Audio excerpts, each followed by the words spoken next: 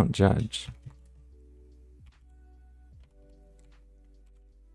So this exception. Actually, I wonder if it's fair to just return after the interaction happens. No, that won't work. Returning from interact won't work. Never mind. So I'll do this. I'll say, I'll read this, which I'll pretend is a status, but it's actually string. And then if that status is the string, that's when I should rerun the string. This is when I should rerun the scene. Otherwise, don't do anything. So that in the case of an in-scene exception, for example, it'll tear down and do this stuff as normal. But if it's a rerun scene exception, it'll return the status and come back here. So I'm pretty confident that this will work.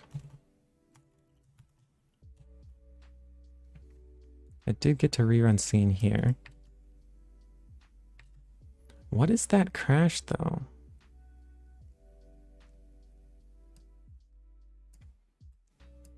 It looks like the IPython terminal crashed.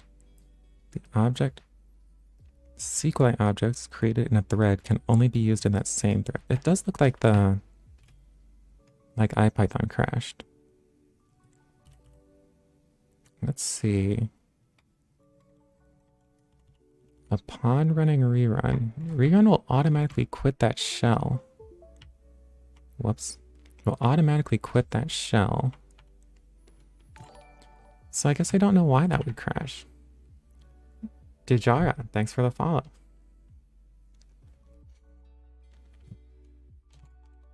Rerun. I wonder what happens if I just quit.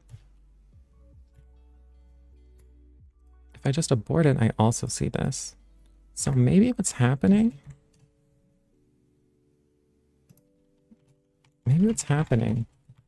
is that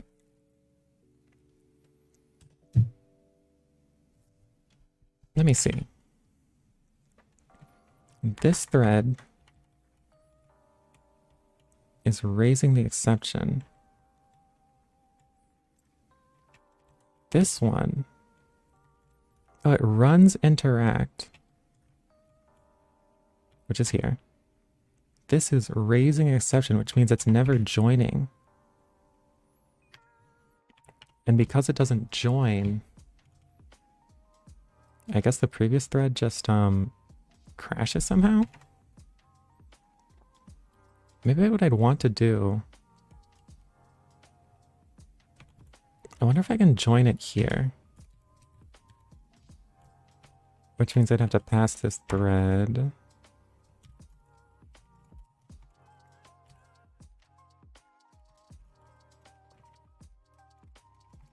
I feel like this is asking for a memory error or something.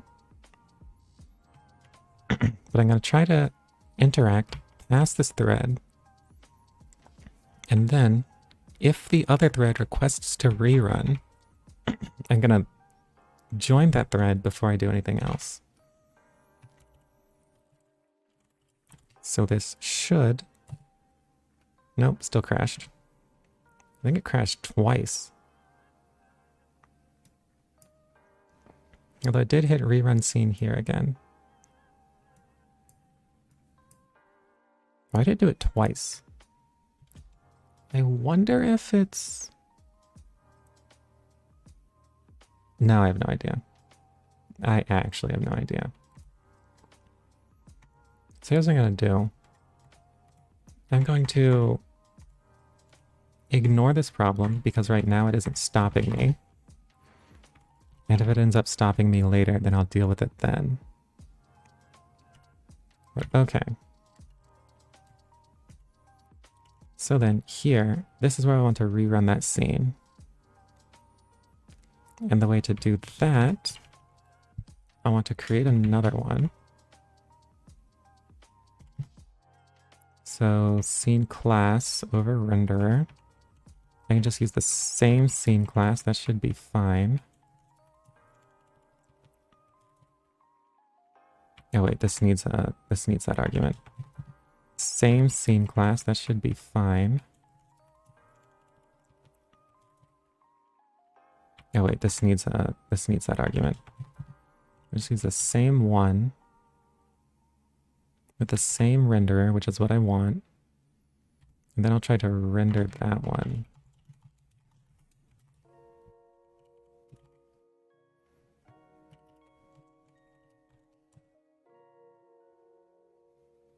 That worked.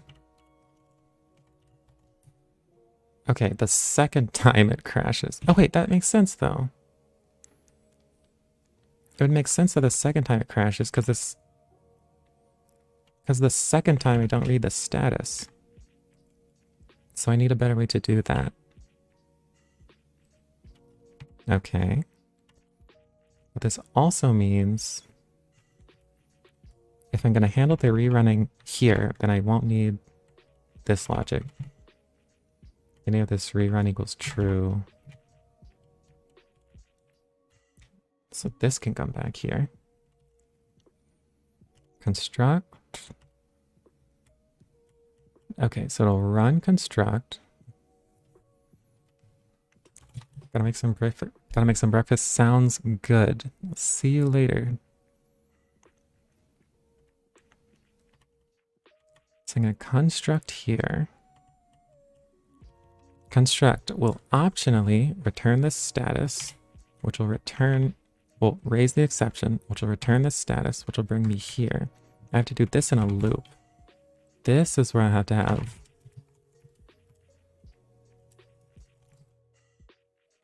I think I can do while true.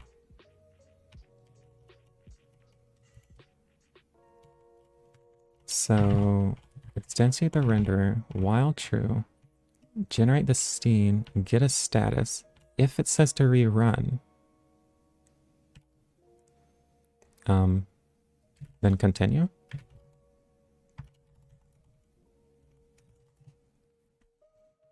If it says to rerun, then I'll generate a new scene with the same renderer and render that one. Okay.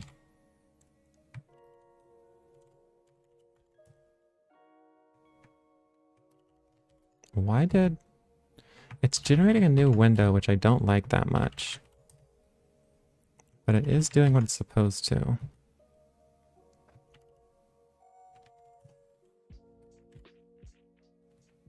Although...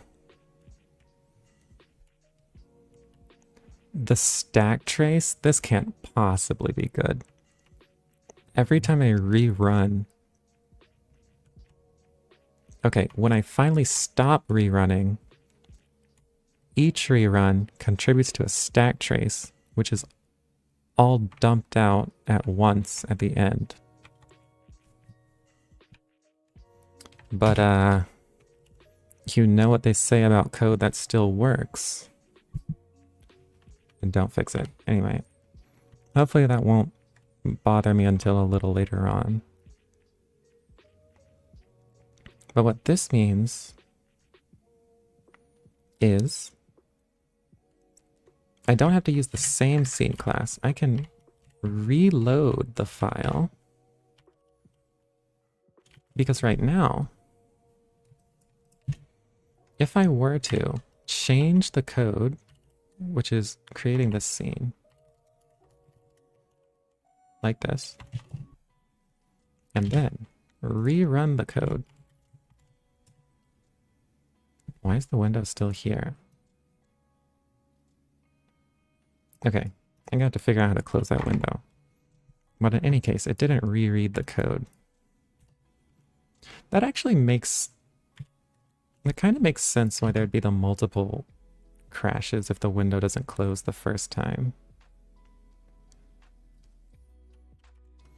But I'll get to that later. For now, I'm going to reread this from the file. Like so.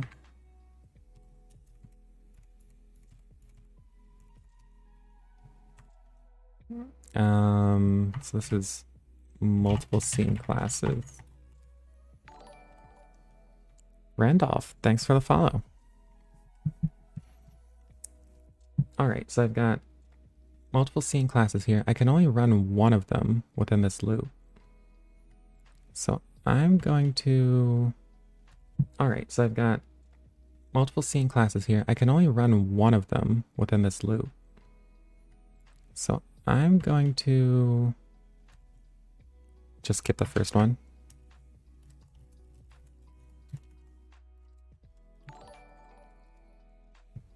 Filming Max, thanks for the follow. I don't know if these are actually happening just now or if they were just backlogged before. But if I missed them, then sorry for that. Okay.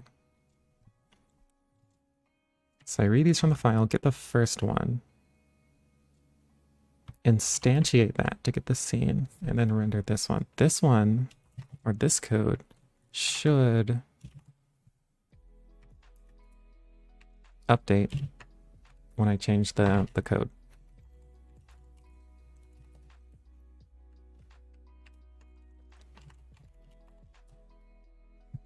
Great. So now if we were to do something more complicated,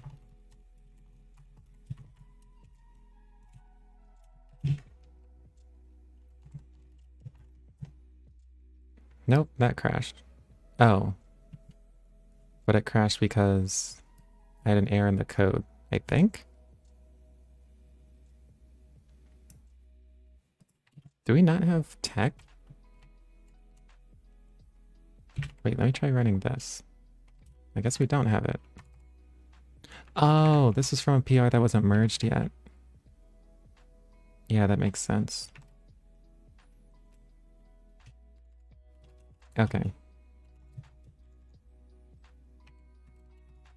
So I guess I'll just stick with a square for now. Square is circle. So this is doing a lot of what I want. Wait. I should just do something different. So create a square. Can make a circle. Redneck Tech 51, nice name. Thanks for the follow. If I shifted this to the right or something. So I can create the square. Create the circle to the right. Okay, this is a fairly different scene. This is doing a lot of what I want. And it's interactive right now too. Sorry, Daijin, thanks for the follow.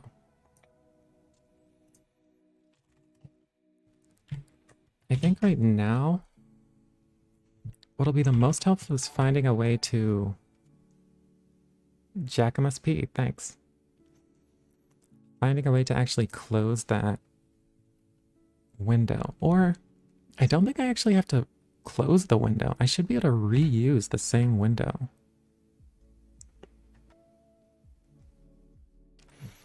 Why? Okay, so if I raise the exception here, that means it never closed the window here. Where's the question now is, where's that window even being created?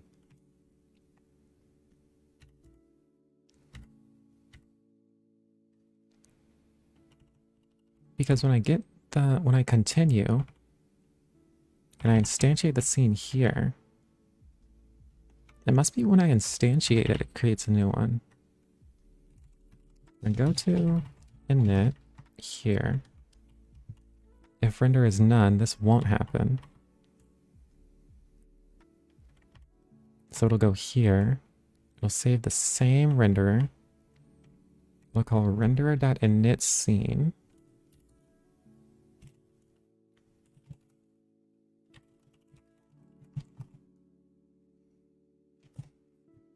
Here.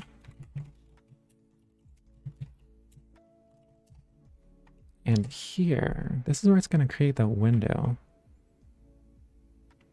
Since the preview option is true, this is where it's creating a new window.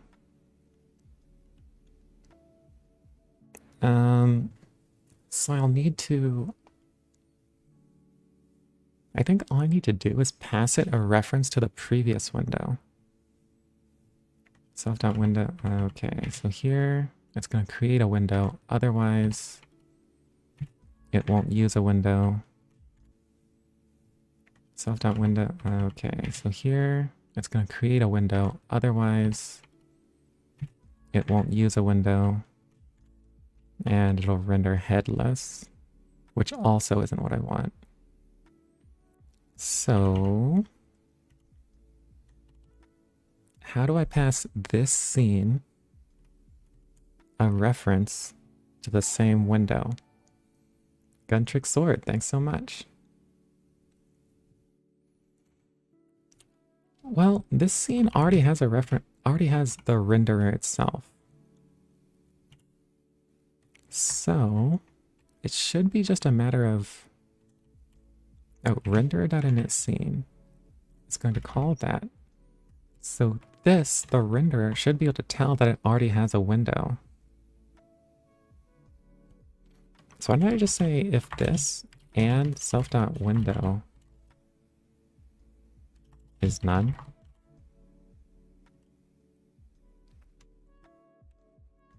Actually, I don't think this will work at the... I don't think this will work the first time, because self.window is only set within this conditional. So... this is pretty bad. It shouldn't only be set within this conditional. It should have been set previously. So I think what I'd have to do... Oh, wasn't trying to do that. Is say and not has attr self window. So now the first time, if I pass the preview flag, this will be true. The window attribute would not be set, and so it'd set this new one. But upon rerunning, this would be true. But not has attr self window will be false. So it'll do this, which is actually also not what I want. So that doesn't work. I think what I want to do here is just say if as attr self window, this signals that I'm rerunning. And so I don't think I need to do any of this. So I'll delete this. I think the way to do this is like this. Is that right?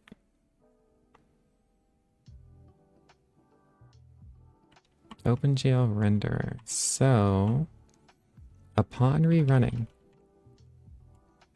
the renderer will be already holding a window. Oh, this is if not. It'll already be holding a window, so it'll skip all of this logic because it already has a window and it already has a context. Then it'll start over, it'll reset its shaders. Okay, I think this is what I want.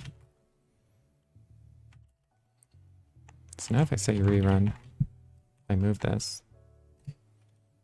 Great, so it's reusing the same window. Nice. And if I go back here, edit some of this code.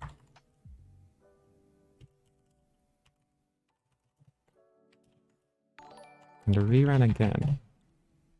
Nice. Nice. So now this is rereading the file and rerunning the code. Who was that? ETC Fly, thanks so much. So now I could have this a square, for instance. Then if I stroke, if I update the stroke width, for example, and maybe shift it. Down plus left. Work on text stuff renderings. This caught my attention. Text rendering is some of the most complicated stuff that this library does. I actually don't know a ton about it, to be honest, but yeah, we have this. Originally, we only used LaTeX, and so we would like shell out to LaTeX, and we'd use LaTeX to create an SVG, then we would use SVG rendering, shell out to LaTeX, and we'd use LaTeX to create an SVG, then we would use SVG rendering. That's quite deep, yeah, that's for sure. You. Turning sign distance field. You're the second person who brought out sign distance fields in this stream, actually. LaTeX uses terrible font encodings. What are font encodings? I actually don't know in detail what they are. SDF font rendering. I've heard of sign distance fields. I guess this is the sort of stream that attracts people who learn sign distance fields. Because this has come up before.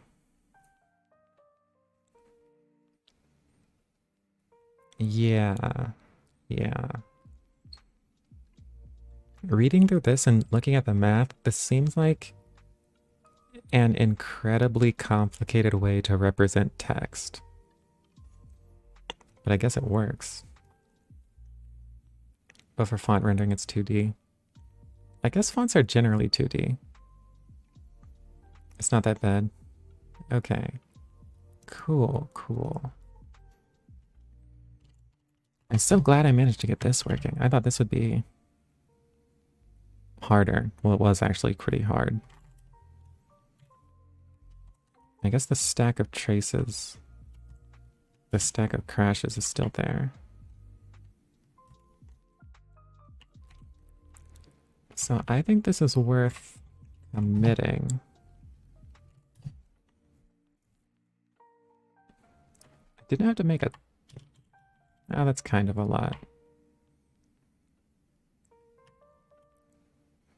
But I only had to create the rerun scene exception. Oh, I should probably have a real status here.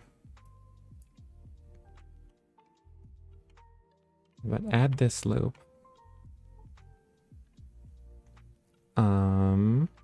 Do whatever this is.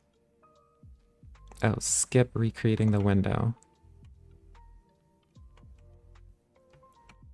And I could take out this loop since I was raising the exception instead. Nice Neovim setup. Do you share your MRC? I do, in fact. Let me actually, I'm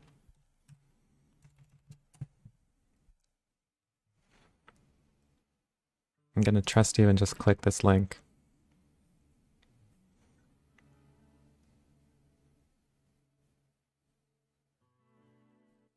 Nice. So I do share my dot files, but I don't actually know.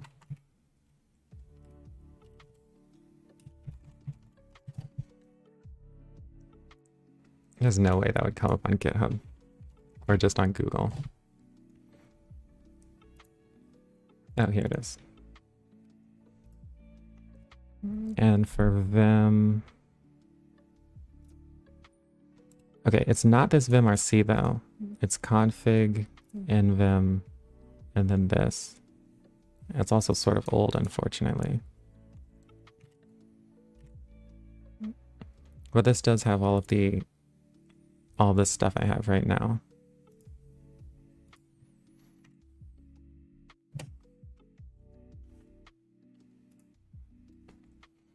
There's single channel SDF and multi-channel. And this is a multi-channel version to handle corners better.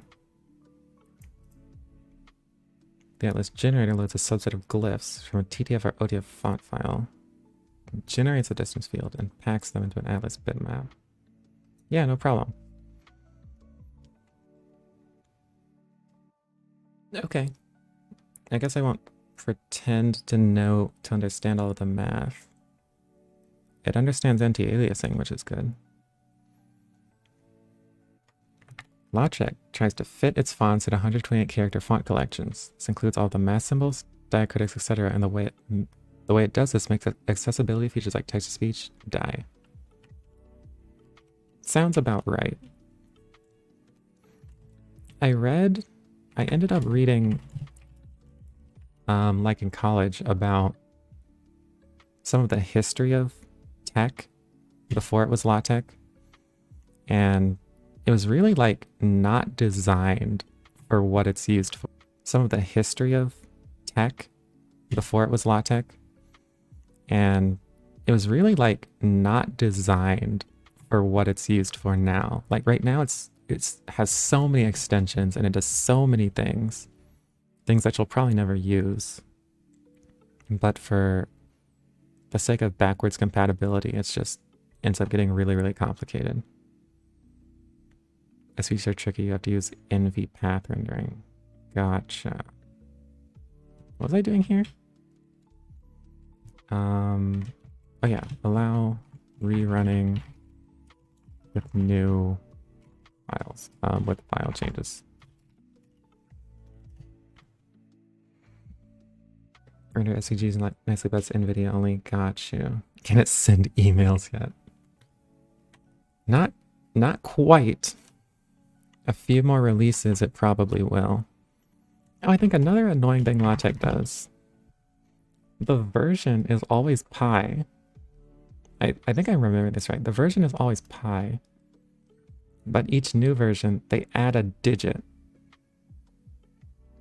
Which is insane to me.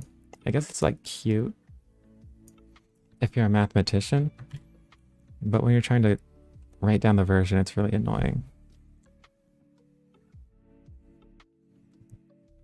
Leave you to it, no problem.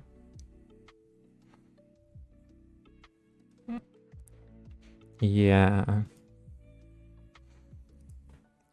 The time, I mean, I found that out because I was trying to like debug some LaTeX and it just annoyed me a lot. Now we know why 3 blue and brown loves it so much. Yeah, that could be it. Okay. Alright, I made a ton of progress with this. I'm really glad of that. The next thing is if I want this to observe to watch the file and like dynamically upload when the file is changed. That might be sort of complicated. Because there's a keyboard thread here. And I think what I'll have to do is spin another thread. And that thread is going to have to watch the file.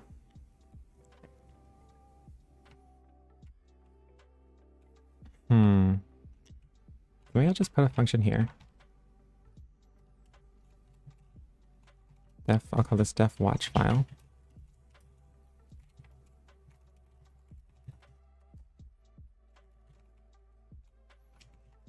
And at the time that I spin the keyboard thread, I want to also spin the watch file thread. I should just call it file thread.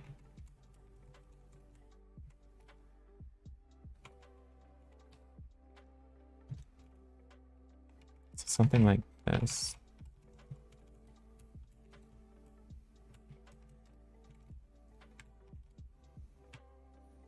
And this target will be that file thread. And the arguments will be nothing right now.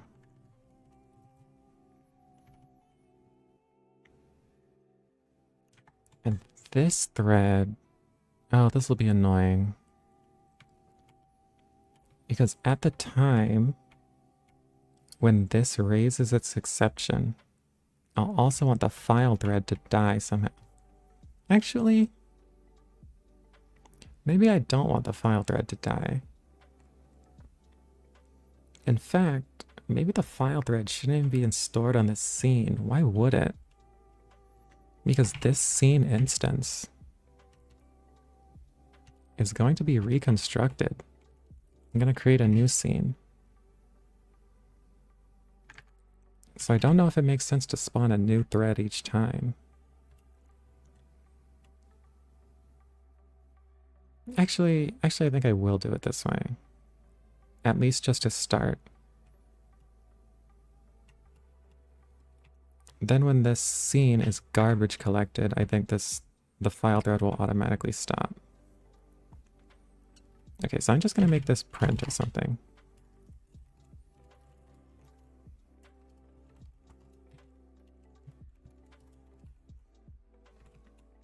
So I'm going to do this.